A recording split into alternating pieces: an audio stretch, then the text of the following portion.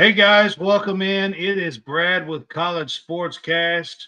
We are here on a hot night in the transfer portal, and we are here to do the big fuss show for you guys. This is week 37, I do believe. May have lost track. Season 2.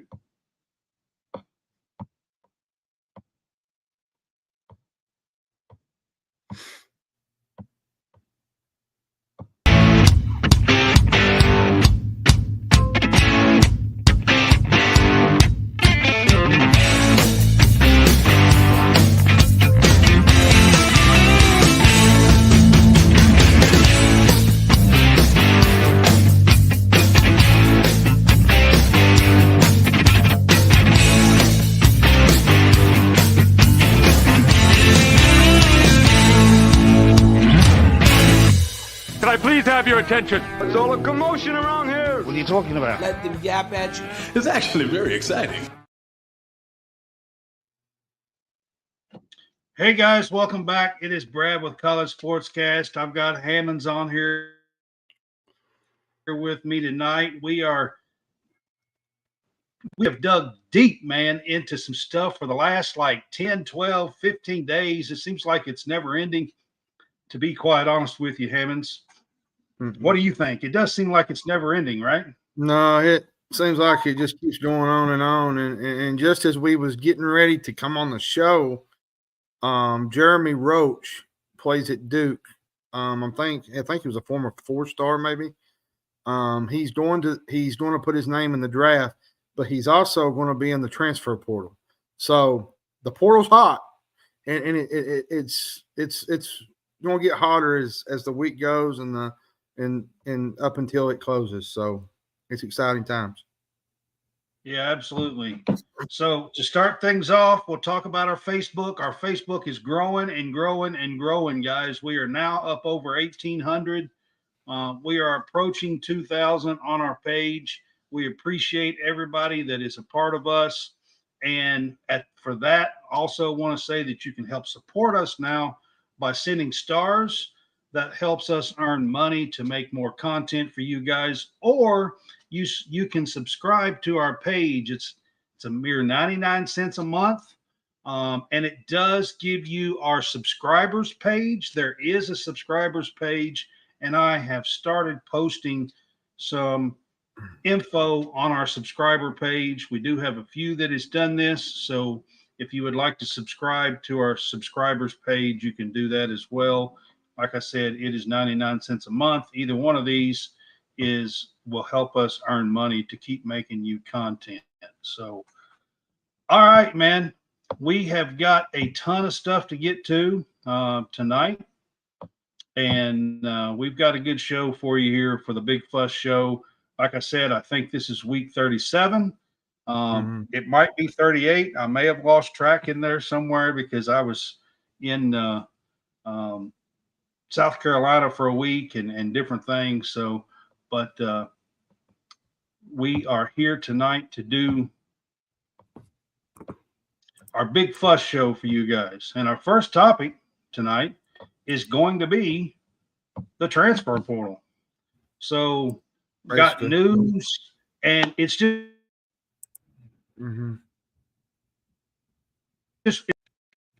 like a couple of weeks or 10 days or whatever it's been. John has been all over it, just so you know, in the transfer portal. Like you said, right now, just before we come on, it was dropped that Jeremy Roach, senior guard from Duke, is going to enter the transfer portal along with entering the draft. That means he's going to keep his eligibility alive and possibly return somewhere else than Duke. That would be pretty big news, Hammonds. It would. Maybe, and I think too, on some of this, I think a lot of it might have a lot to do with the fact that Duke's bringing in the recruiting class that they got with Cooper Flagg. And I think maybe I wouldn't say they're pushing Roach out the door, but I think there's a lot of variables around that whole situation with the recruiting class. I think Mitchell put his name in the portal too, didn't he? Yeah, Mitchell's in there too. Now you got Roach. And, there's so many names out there right now. Like, I can't even tell you how many guys are in the portal because I don't know. I just know that it's way too many to even know. I mean, to be quite there's honest. so many guys out there and so many people have made contact. And this is just the beginning because Jeff I can Goodman tell you on the women's side, John, there's over 1,200 players in the Division I transfer portal. Well, and Jeff Goodman made a comment. I think Jeff Goodman made a comment. I think it was around, might have been 5 o'clock, 4 o'clock. He said there was some bigger names getting ready to hit the portal, and said something about NIL checks. So I don't know if people already know where they're going. But at the end of the day, the portal is what it is. It's going to be this way. Next year, though, I think the portal is going to change back to, I don't think they're going to do the whole COVID thing will be over with. So they won't be able to do the whole, I'm guessing the whole super senior thing. So, which I think would be a big plus because I think this whole thing since COVID has been a disaster, honestly, in terms of the portal. But the NIL deal will still go on. Now, so let's talk about some of the things that's actually going on in the portal. So combine the portal with NIL. And I mean, we've got guys that are down in the 50s and 60s that are claiming that they want 1 million names with this. But and by 50s and 60s, I mean, they rank the people in the portal. And, we got guys that are in the 50s, 60s, that are saying that they could get $1 million in the portal to go to a school. Does that not sound a little bit insane to you, Hammonds? It does a little bit. Like if a guy in the top 60 is getting $1 million, what's a guy in the top 5 getting? What's a guy in the top 25 getting? I mean, less the guy that's top 5. What's he going to get? Like, what is the top? Even at that, like, what will some of these big schools? Now, I will say this: Omar Ballo, the kid from Indiana, he got a bag dropped on him today. Indiana's dropping bags, y'all. Like everybody thought, well, the role of Indiana's over with. Well, Mike Woodson had to. It was either he lose his job or figure out the portal and figure out how to get players in there. So speaking of that, they got Bala today from Arizona, and you're talking about dropping bags. From everything I'm hearing, it's over $1 million just to land him. Now, I think he was in the top 5 or top 10, maybe even the top guy in the portal. I'm not sure. Well, and 2, on top of the whole basketball portal thing, you got guys at Louisville's having some issues with the NIL, apparently, from what I've been hearing today, with the football side of things. So I'm telling you, man, this whole NIL stuff, it's what do you say? Ricky Rose family got a tractor up in Indiana back in the 90s. Man, that was on Blue Chips. That was pretty good.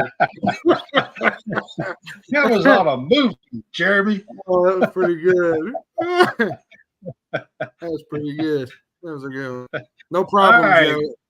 I don't care to help you, Joe. No big deal. I'll help you after this show's over. So, yeah, man, Joe, we appreciate you being here with us, man. He's pretty good. I like Ricky Rowe. Yeah. Joe's been dropping some knowledge and some insights on some stuff. You two are jolly tonight. We appreciate him. That's a good thing, right? Yeah.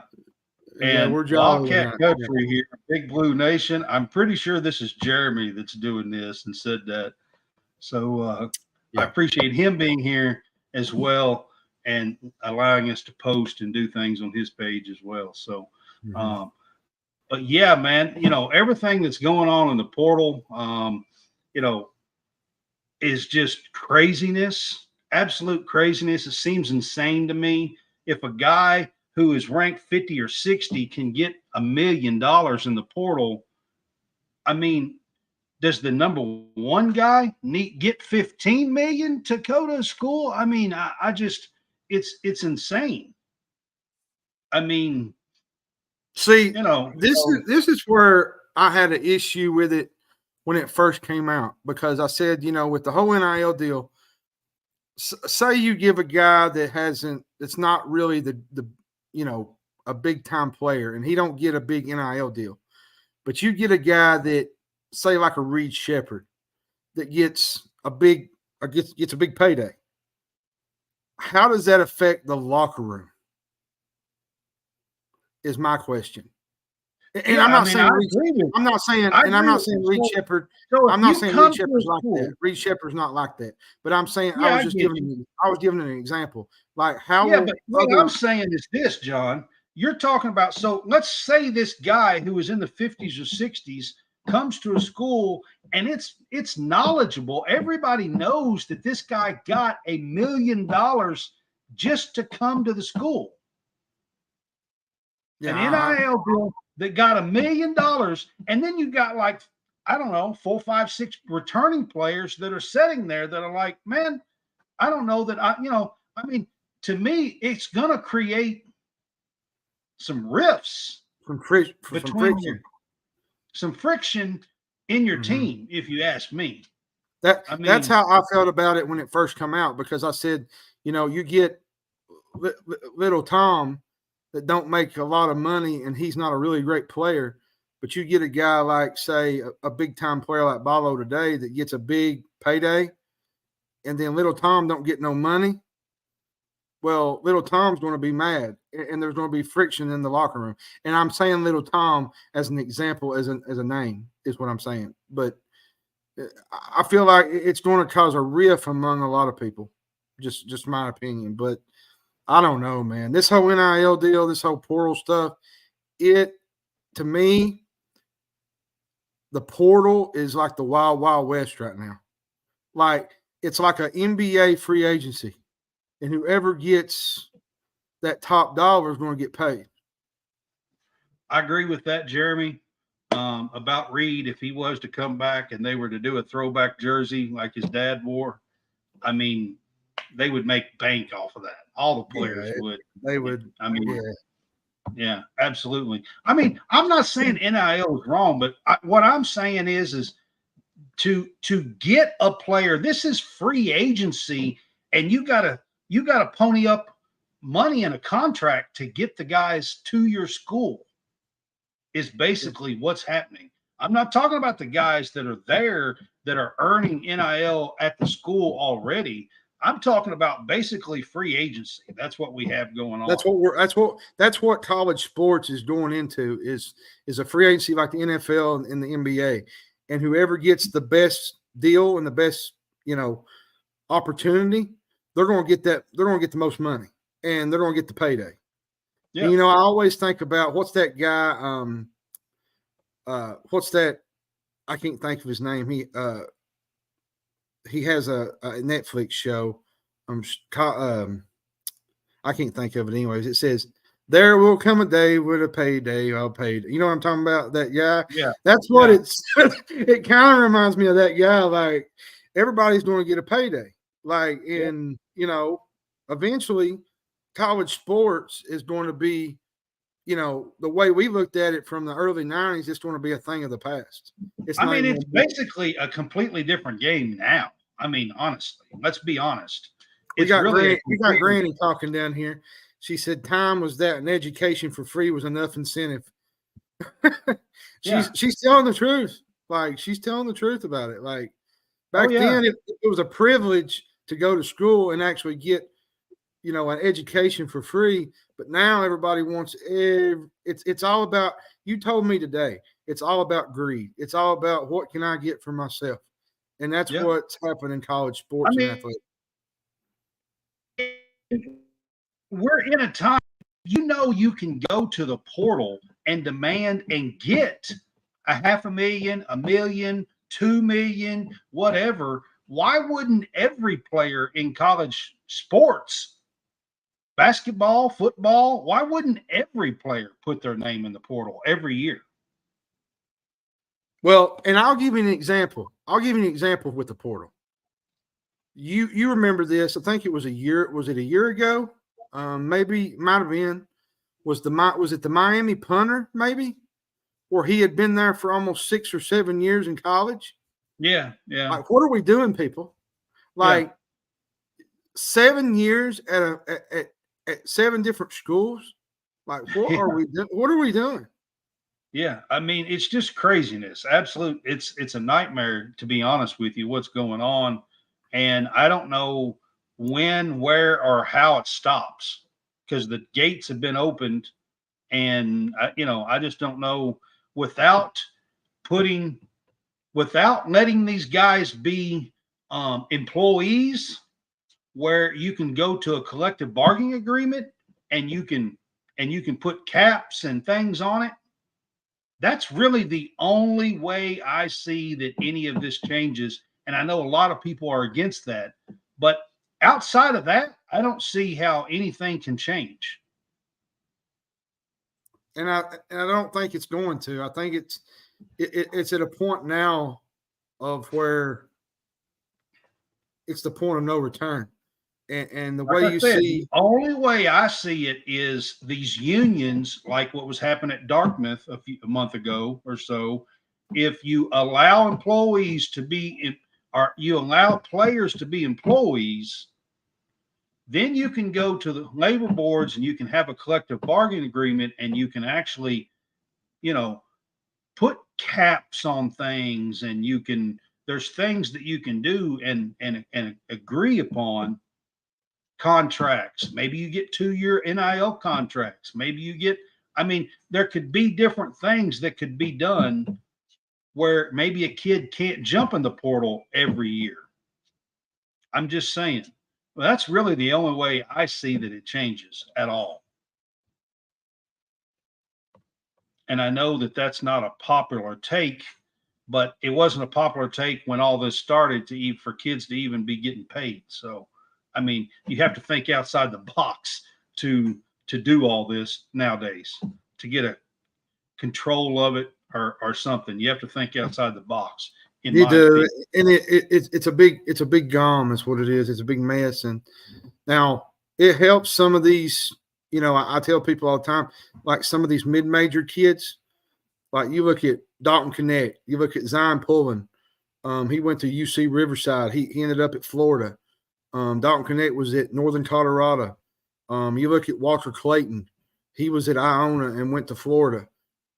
It's changed the game of basketball to where some of these kids from the mid-majors are now going to these Power 5 schools, and they're making a difference in changing the landscape of college basketball.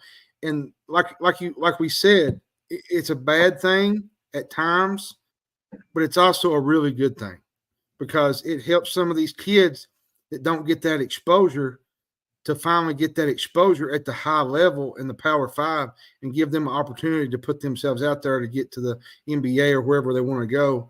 There's lots of positives to it. I'm just saying, if this is where we are after 3 years or 4 years, whatever it's been, about 3 years, if this is where we are, where we got top 60 players, demanding $1 million to go to a school, what do you think is going to be, what this is going to be like 3 years from now? If we don't get some kind of system in place, this is getting way out of hand already, and it's only going to get worse, is what I'm saying. This is a good comment. So they make a few million by the time they're 30. Okay. Then by the time they're 40, the money is gone, and I'm supporting them with my retirement taxes. That's pretty good. Yeah. And then we had another comment. When Arkansas comes to Rupp this next season, right before the game, Mitch Barnhart needs to announce UK is getting a new practice facility. You talking about stirring it up, man. Like, that would be top level troll. That's a good one, Jeremy. All right, guys, we're going to move on from the transfer portal talk. We're going to talk about the WNBA draft last night.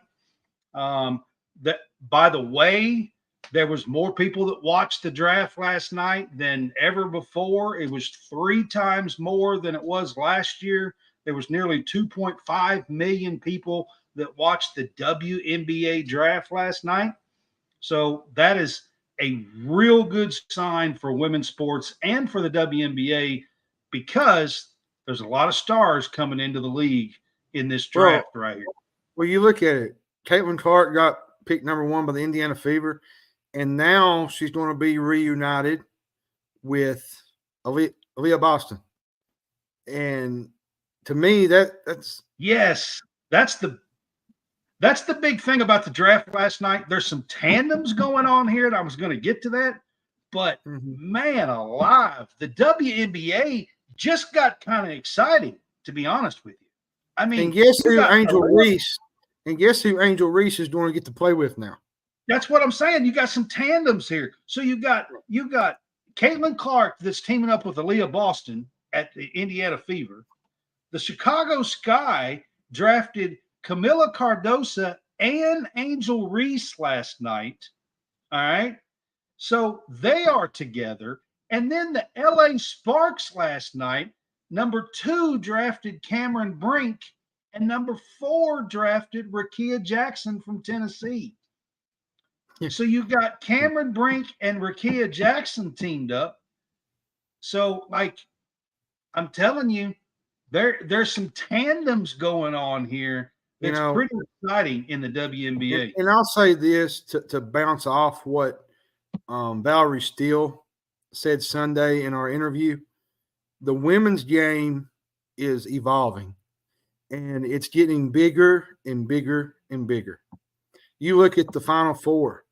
There were so many people with eyes on that Final Four. Not even the Final Four, the whole tournament. More people watched the final game in the women's sport than they did UConn in the men's game. Let me ask you this question real quick, because I've always wanted this. Do you think the women's game is faster than the men's at this point? Like the speed of the game, rather? Yes, because I've been covering the women's game. The women's games are less than 2 hours long. They usually take about an hour, and some of these men's games anymore are 2 hours and 10, 15, 20 minutes long. Here's where I have a problem with this, and I just want to add my 2 cents on this. You got the under 15 timeouts, the under 11 timeouts. Then you got the monitor. Then you got the coaches talking to the referee. Like, there's too much going on that needs to be changed in college basketball. Yes, going to the monitor in the men's game is killing the game. Well, what it does, they go to the monitor under the 2 minutes. They go every single second to find out if a ball was knocked out of bounds by a certain player, or if there was a goaltend. Like, don't get me wrong. If you can't get it right on the court, then what's it going to matter when you look at it on replay? Like, that's the women's game is in college. The women's game is quite fun. They got some different rules. I mean, you can save some timeouts and advance the ball like the NBA does.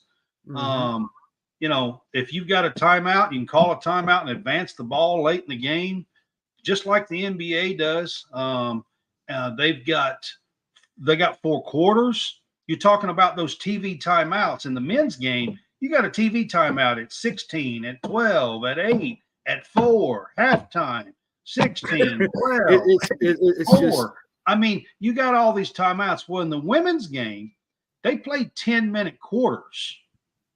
And there's only one TV timeout at 5 minutes. 5 minutes, yep. They do a TV timeout at 5 minutes. So guess how many TV timeouts outside of the quarter changes? There's only 4 the entire game. There's one in the first, one in the second, one in the third, and one in the fourth. Mm-hmm. There's only 4 the entire game, TV timeouts. And I tell people to kind of back up on the WNBA draft. We got some unbelievable talent in college next year.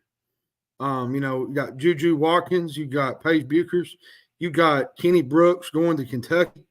There's I mean, a lot of Hannah Hidalgo. You got Madison Booker at Tennessee. Hannah Hidalgo's at Notre Dame. I mean, I think didn't she go?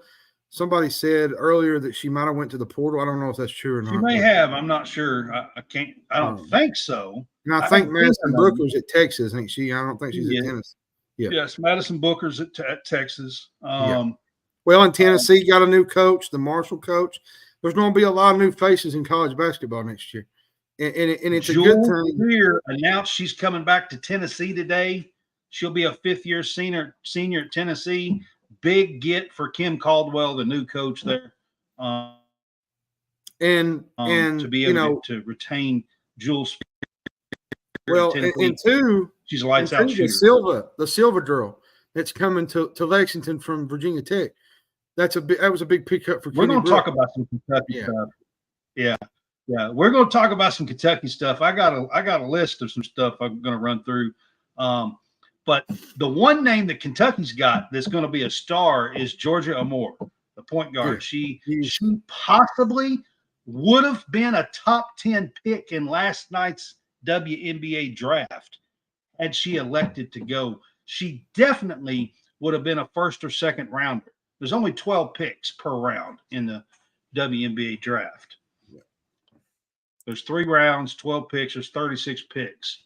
And that's all there is in the draft. She definitely would have been a first or second rounder. Georgia Amore, remember that name. She's going to play 1 year as a fifth-year senior at Kentucky next year for Kenny Brooks. So congratulations to Caitlin Clark, who I'm a huge fan of. Congratulations to Cameron Brink and Camila Cardoso, who I have covered this year.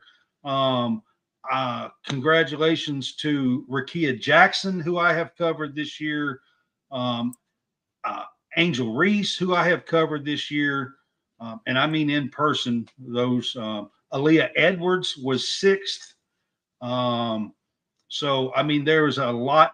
Can't leave out Liz Kitley, who played for Kenny Brooks at Virginia Tech and blew out her knee. She's not even going to get to play. And they still drafted her in the second round. She would have been a first rounder had she not got hurt. So, and Kate Martin from Iowa, Caitlin Clark's teammate, also got drafted in the second round. So and what's funny about and what's crazy about that is many didn't think she would even get drafted. Like most didn't. She was there to support Caitlin last night, and she got drafted in the sure did. The second round, which was great. And I think she was kind of shocked too when it happened. She didn't. Yeah, I think she was absolutely. But we will move on. Now we're going to get to some Kentucky basketball moves. First, John, let's run through all the decommits and the transfers out and all of that news first. Let's run through some of that. Well, the decommits, Jaden Clanitz. Everybody pretty much knew he would go. He set up with the Louisville. I think Louisville is hosting him here pretty soon. I'm trying to think. Boogie Flan is another one. He's opened his recruitment again. I did see tonight where Flan is open to Kentucky. He had a list, and Kentucky was on the list. Yeah, and Carter Knox is another one. Trying to think Billy of the Richmond. other. Billy Richmond's another one. The only one that is coming back is Travis Perry. Yeah, out of the 6. And Surreal is the other one. And most probably thought that because he's just a Kentucky kid. And he's wanting to, play for Pope. And transfers. So Adu has been in the transfer portal since before they hired Pope. Bradshaw put his name in the portal and actually announced yesterday that he is going to Ohio State. He committed to Ohio State. And then you have Big Z go to Arkansas, which most likely everybody figured that's what was going to happen. Big Z put his name in, and yesterday afternoon, late, he decided he was going to Arkansas to follow Calipari. Listen, I know there's a lot of stink about it, and I know Kentucky fans loved him, and Kentucky fans done a lot to try to get him eligible and stuff this year, but he's a 19-year-old kid from Croatia, and he doesn't know a lot, and he doesn't know a lot of people, and doesn't, so, like I said, he's a 19-year-old kid from out of this country, okay? Doesn't know these lifestyles and stuff like we do and everything, and I'm just saying, personally, leave the kid alone. That's what I'm saying. I mean, you can be upset that he's following Cal, because I am too a little bit, but to make it personal about the kid is a little too much. I agree. Then you had Hugo go to the draft. I don't think that was – I don't know. I just don't think he's ready, but that's just my opinion. But do what's best for him and do what's best for his situation. Jeremy, he says, who the heck thought Hugo would enter the draft? I don't think anyone saw that coming. He says, no way on God's green earth Hugo will get drafted in the first round. If Big O is not in the league, then Hugo ain't going. Jeremy, all of that sounds exactly right. At the same time, I think this draft is way less, like it's just not as good a draft. Sweet. 2024 isn't. If he gets invited and can go to one of the combines, whether it's the first combine or the second big one, maybe he can show his way, and because he can block a lot of shots, and he, if he plays aggressive around the rim, maybe he could be drafted second round. I don't think he's a first rounder by any means, but maybe. And you can't blame the kid. He tried to leave Kentucky last year, and I think the Kentucky fans kind of convinced him to come back. And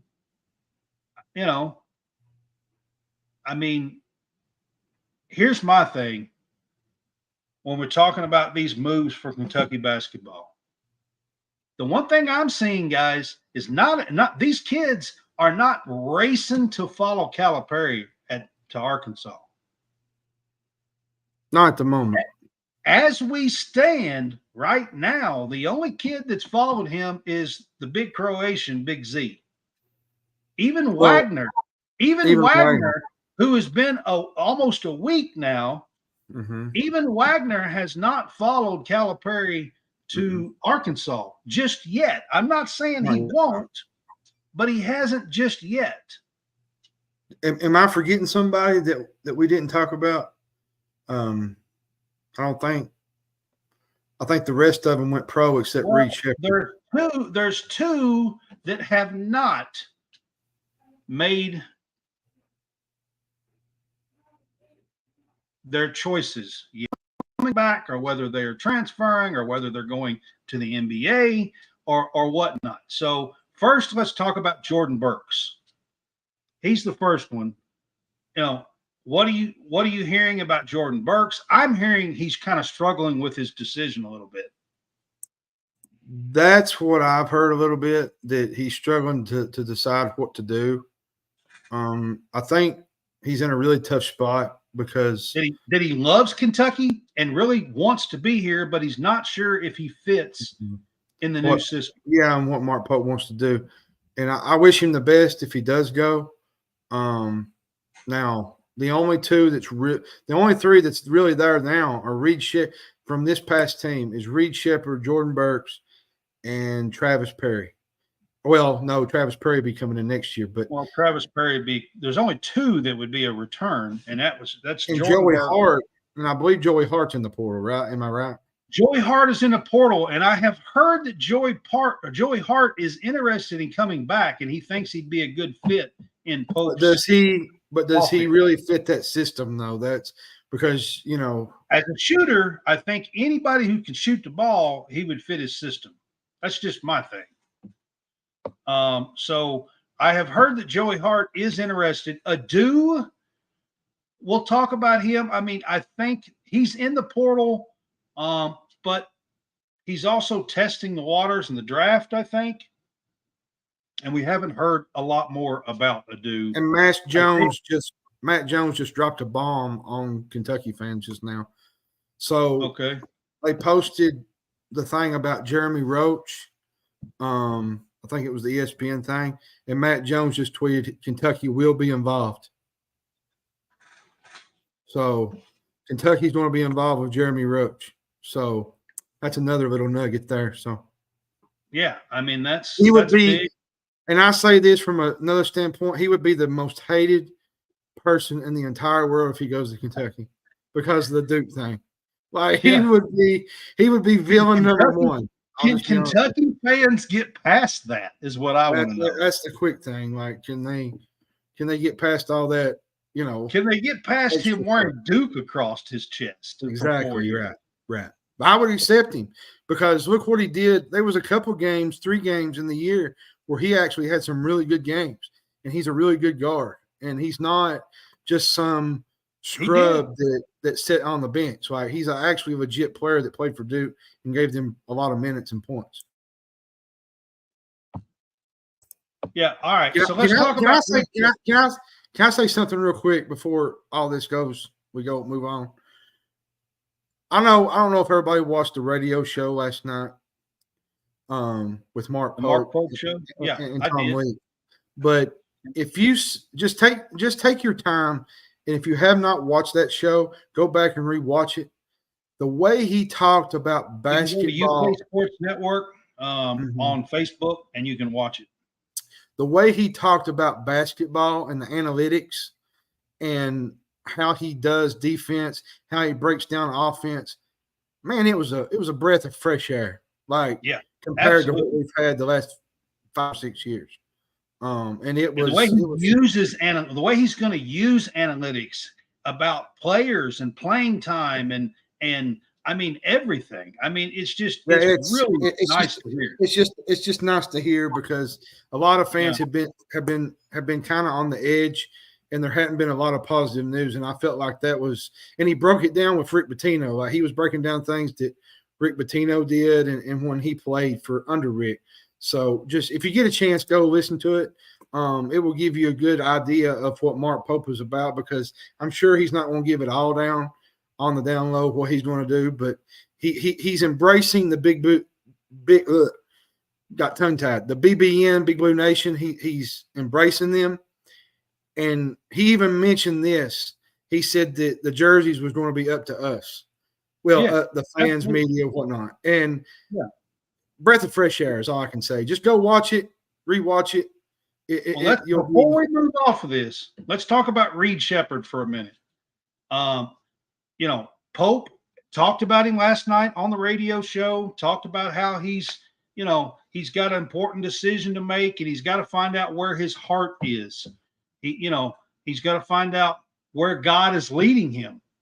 I'm quoting Mark Pope. And he even told Sheppard, Jeff Sheppard that he was praying that God would lead him back to Kentucky. Exactly. I mean, that's just, I think it's not so much a selfish reason, but it's just, he wants to coach him is what I'm thinking. He wants to be able to do that with Reed Sheppard and his roommate. He wants to do that. So that's another thing, Jeremy. Mike? I want to say this about Jeremy's everybody. I want to say this about the whole returning thing. If he's offered a top 5, I think you go. I mean, just between me and you. And to be honest with you, he's teetering in that 4, 5, 6, 7, 8 range.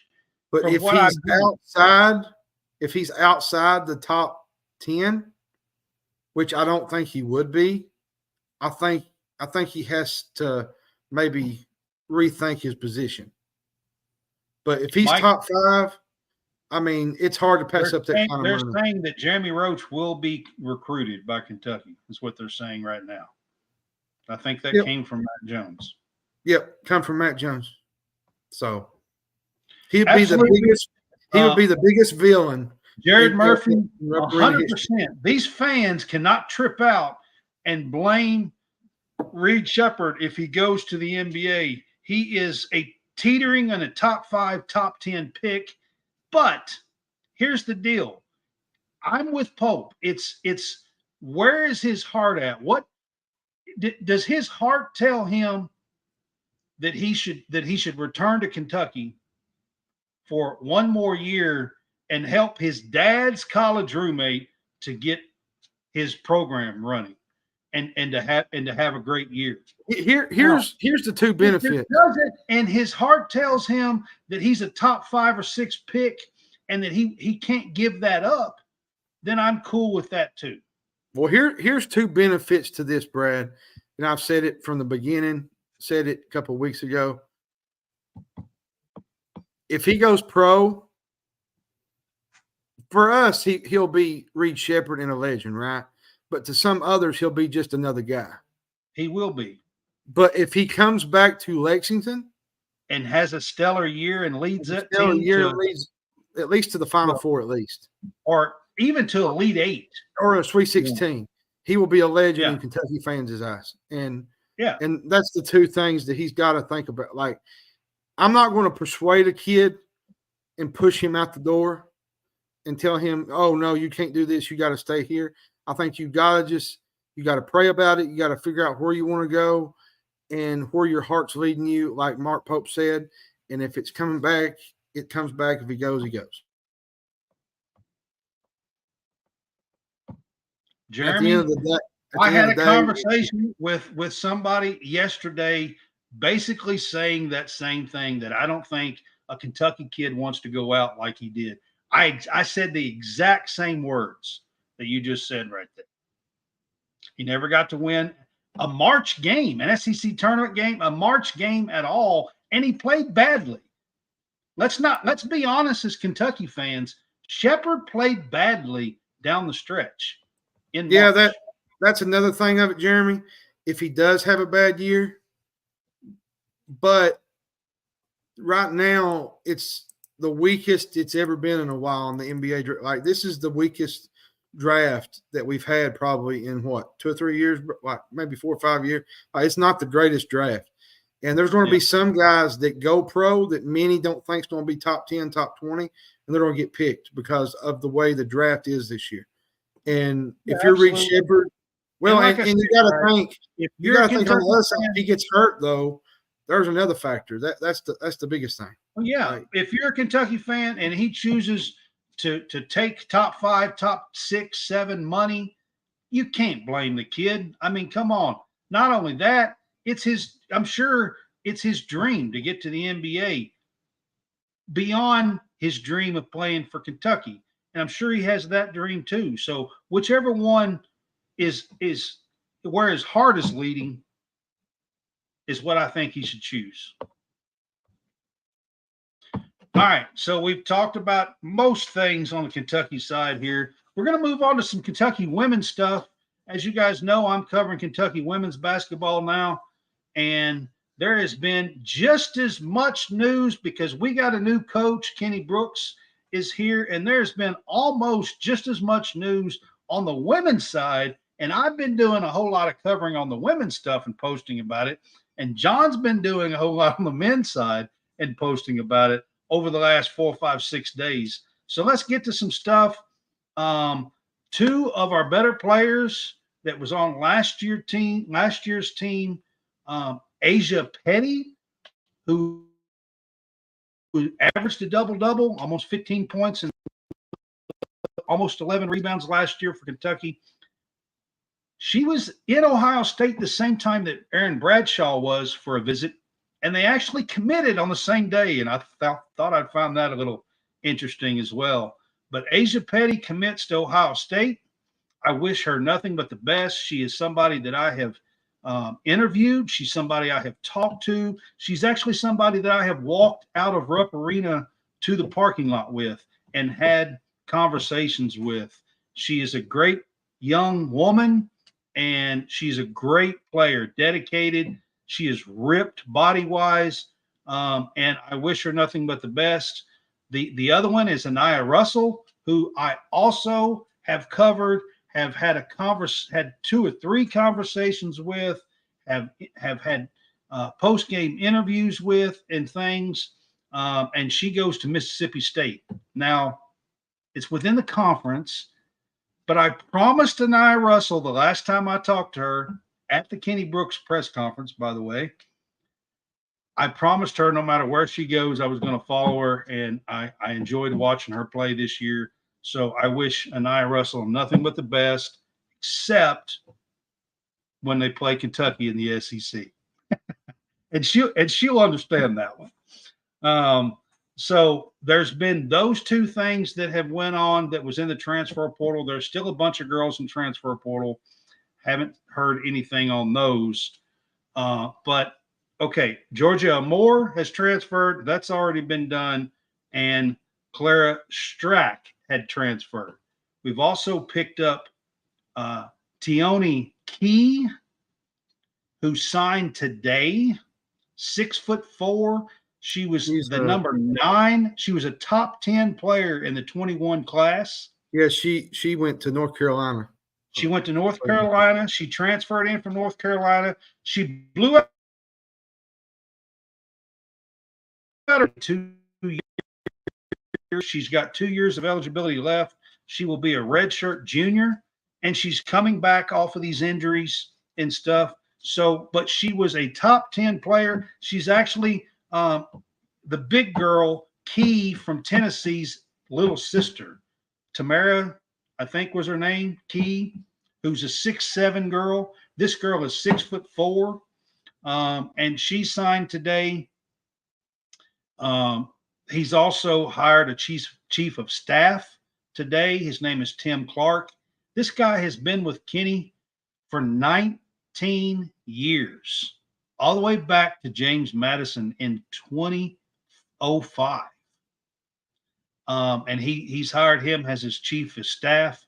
And he also had a show last night on the radio and had a Kenny Brooks show, the first one last night. John, did you get to catch any of the Kenny Brooks show? I caught bits and pieces. I was out and about, but I caught bits and pieces. But I will kind of add to this. Prayers up for Kenny Brooks' wife. She is really sick right now at this point. Don't know the specifics, don't really know. Just know that she's in our prayers, and that I don't know all the specifics either. I do know that she was diagnosed with cancer. I can say that about 7 months ago. I do not know any other thing about it. I do not know. I got this from their daughter, who posted something on Twitter today. Yeah, she got a little wild today, so she went too. I mean, she got a little right today with some fans, or not Kentucky fans, Virginia Tech fans, from what the way I I really can't much blame her with how some of them have went down, the way that some of the fans have acted towards Kenny Brooks. It's just been, some of it has been ugly, but good for her stepping up and protecting her dad. And by the way, yesterday was Chloe Brooks's birthday, so happy birthday from College Sportscast. I got that from Kenny Brooks himself last night on the radio show. He said that his daughter's birthday, I think she turned 24, and I know she's probably not watching this, but happy birthday, Chloe. Happy birthday from College Sportscast, from Brad, from John.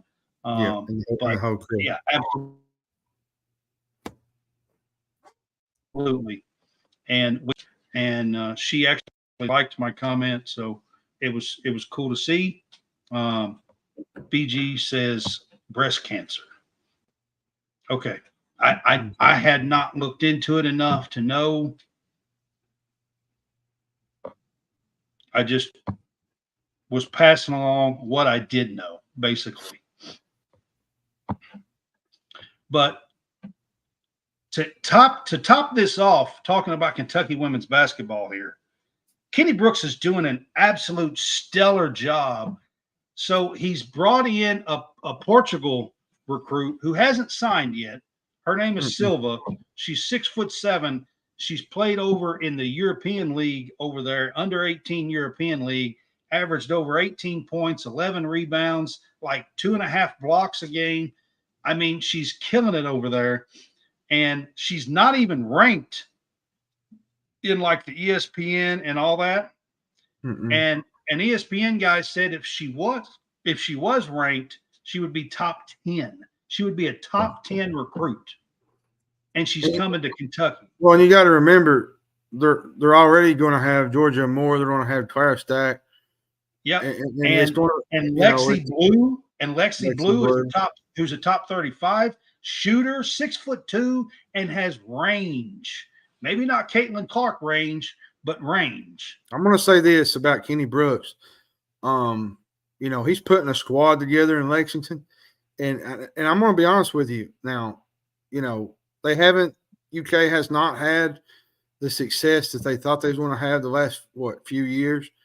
Now they did win the SEC championship, but I will say this: he's going to bring a squad in there. He's going to get them playing hard, and the SEC better be on notice because Kenny Brooks is going to have them playing hard every single night.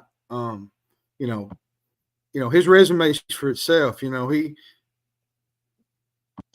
Rowe is working, by the way. Almost every day, her and her dad are posting pictures. She is working in the gym.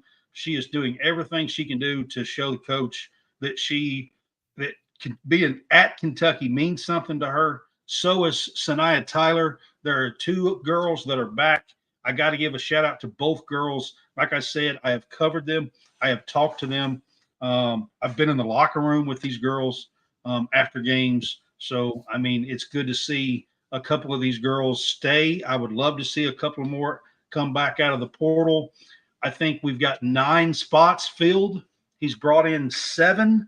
2 of them are not signed yet. Silva and Lexi Blue, the 2 incoming freshmen, have not signed yet officially, but they have committed.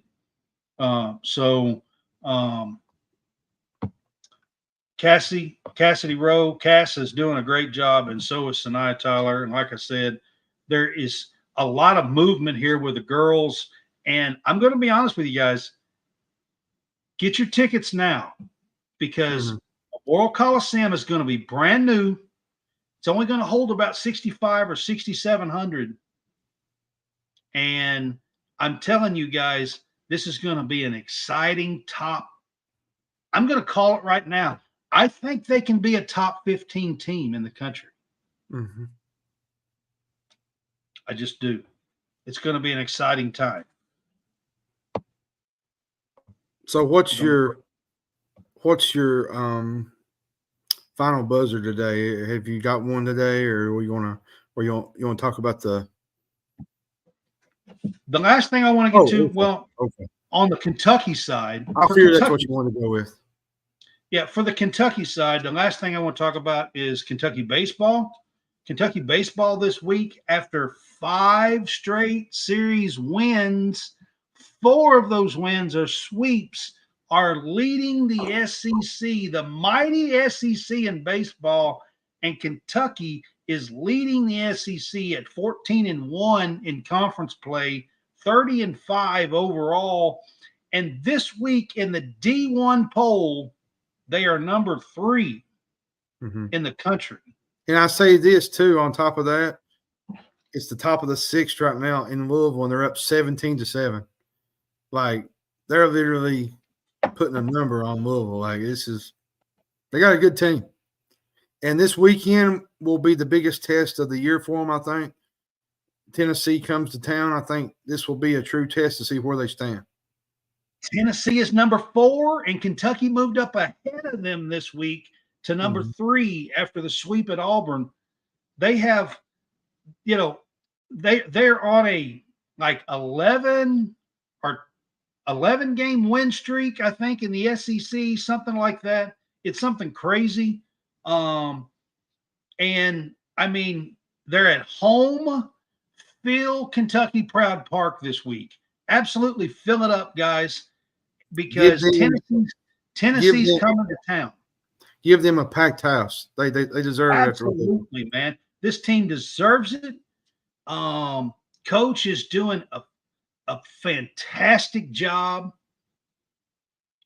and you got to give them a shout out. And please go by Kentucky Proud Park this week if you are anywhere near Lexington and fill that up. and give them some loud screaming fans to whip Tennessee's y'all know what. That's all I'm going to say. All right. So I had to get to a little bit of the baseball stuff. There's a lot of stuff going on at Kentucky. All right. So college football transfer portal opened today as well, John. On top of everything else, there is a 15-day second window in college football after spring ball. Now, here's one that I got to say. There is a kid who left Alabama, went to Iowa. He is a offensive lineman, then transferred back to Alabama from Iowa, put his name in, transferred back to Alabama, and now today he has put his name in the portal again to transfer out of Alabama a second time. And he's got a do not tag thing. It's wait up, hold on, wait a minute. Let me, I've got something to say about this now. How in the hell does a kid like that transfer his? Aren't these guys supposed to be like student athletes? I mean, something's got to give on something like that. I mean, come on. Yeah. How does this guy stay in school? Well, and another thing, too, while we're on this topic, Louisville's having a max exodus, too. I think some of theirs has to do with some NIL stuff, I think. And if I'm not mistaken, there was a post earlier today that there was a lawsuit between a college football page and I guess was it an NIL agent or something? There's a big beef about it, and apparently something got out. I don't know the whole stories and the wraparounds about it, but listen, y'all, this is reaching a point to the point that we need to fix whatever is happening with this NIL, not even just on basketball side of things, with the whole football side of things. I believe it's worse in football than it is in basketball. Because in football, you look at football from that aspect of it, I think there's more players that play on different teams in football than there is in basketball.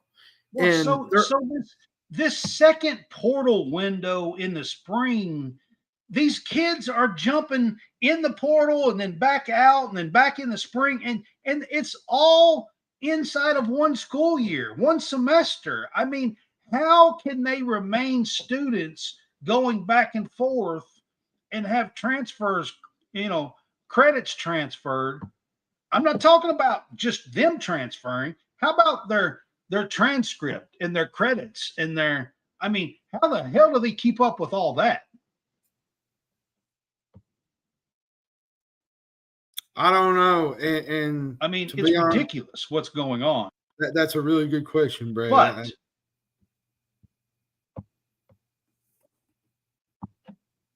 yeah, I mean, I don't understand how they can allow that to happen and kids can still stay eligible.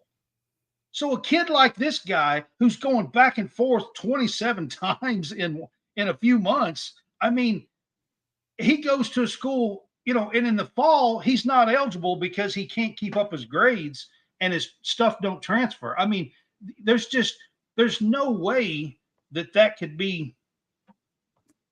I mean, it's just craziness. Well, and you look at today, with Raymond Cottrell, the former Texas A&M guy, he's in the portal. 17-7 Batcats right now over the Cards, just so y'all know.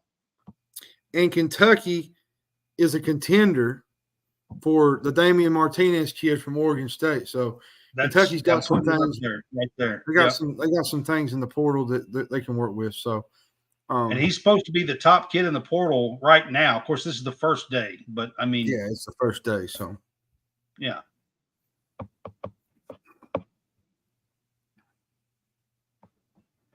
The Cottrell kid is leaving. Yeah, he's leaving. It was announced, I think, 5 hours ago. He put his really? name I in the didn't see portal. that Yeah. one. I'm guessing on that end of the bargain that somebody moved around him on the depth chart is my guess. Yeah, but there's another kid. He just transferred in January.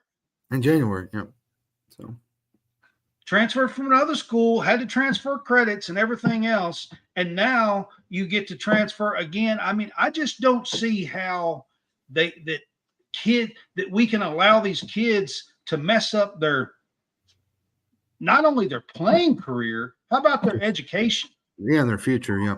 and their future and everything. I mean, it's insane if you ask me. It is. Yeah. So the last thing I'll get to next Thursday is the NFL draft.